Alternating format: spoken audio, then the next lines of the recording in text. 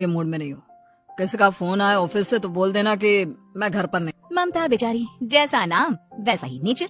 ना कभी झूठ बोला, ना फरेब, ना किसी से चालाकी की, ना किसी की पंचायत। सुन लेती है पति की बात और फिर कुछ देर बाद फोन आता है। हेलो, कौन? मैं सुनील का बॉस बोल रहा हूँ। दफ्तर में इतना काम पड़ा है, अभी तक ऑफिस नहीं आया। वो क्या कर रहा है? फोन दीजिए उसे। जी वो तो सो रहे हैं। कह रहे हैं कि आज गर्मी बहुत है तो घर के मजे लेंगे। बॉस को बीवी की बात पर गुस्सा आ जाता है। तो उसे बोल दीजिएगा कि अब घर में गर्मी के ही मजे ले, कोई जरूरत नहीं है यहाँ आने की। ये बोलकर बॉस फोन रख देता है। ममता सारी बात सुनील को बता देती है। न जाने किस बेवकूफ से पाला पड़ा है, समझ नहीं आता। तुम्हारे कारण मेरी नौकरी चली गई। अरे झूठ बोलने में क्या जा रहा था तुम्हारा? ममता को समझ में नहीं आ रहा था कि उसकी खता क्या थी। अरे जो है वही तो बोला। फिर एक रोज, बहू, अरे बहू, कहाँ है तेरा पति? इस महीने घर के खर्चे के पैसे भी नहीं भेजे। क्यों? माँ बाप की फिक्र खत्म हो गई है क्या उसे?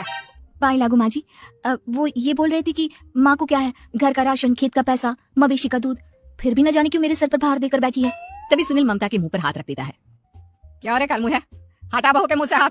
अरे क्या क्या बोलता है तू? वो तो इसकी झूठ बोलने की आदत नहीं है, इसलिए पता चल रहा है। देख मेरी सास कितनी शरीफ है। हाँ, तेरी माँ तो मोहल्ले की बदमाश है ना, और तेरी सास शरीफ है। बेटा ममता को देखता है और गुस्से से बोलता है।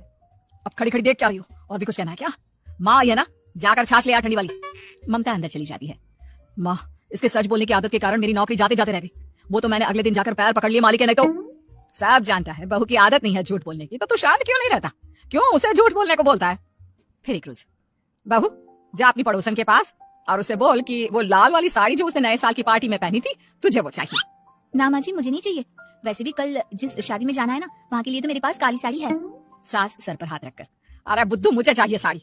वैसे भी तुम लोगों में तो साड़ी का लेन देन चलता है ना, तेरी भी तो उसने पहनी थी ना। हाँ माँ जी, वो क्या है ना, हम दोनों के कपड़े एक दूसरे को आ जाते हैं। मैं ले आती हूँ आपके लिए साड़ी। बहू पड़ोसन के पास जाती है। कैसी हो निर्मला, तेरी लाल साड़ी चाहिए थी। क्यों? तू तो बोल रही थी कि तेरे पास काली वाली साड़ी है, तू वही पहनेगी, फिर लाल का क्या करेगी? अरे मैं तो काली ही पहनूंगी, लेकिन मेरी सास ने देखी थी तेरी लाल साड़ी, वो नए साल की पार्टी में तूने पहनी थी ना, तो इसलिए वो मांग रही है। ये सुनकर पड़ोसन थोड़ा परेशान हो जाती है। देख ममता, तेरे लिए तो मैं एक बार को साड़ी दे भी देती, लेकिन तेरी सास के लिए नहीं। वो क्या है ना, तू तो जानती है कितनी गंदी आदत है तेरी सास की।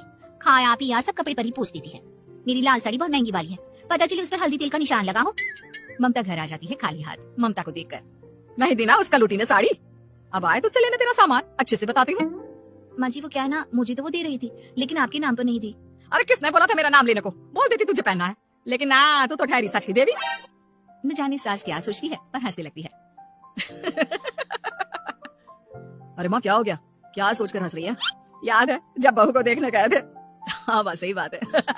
याद आ गया कैसे मेरी सास बाजार के खाने को बोल रही थी कि ममता ने बनाया है।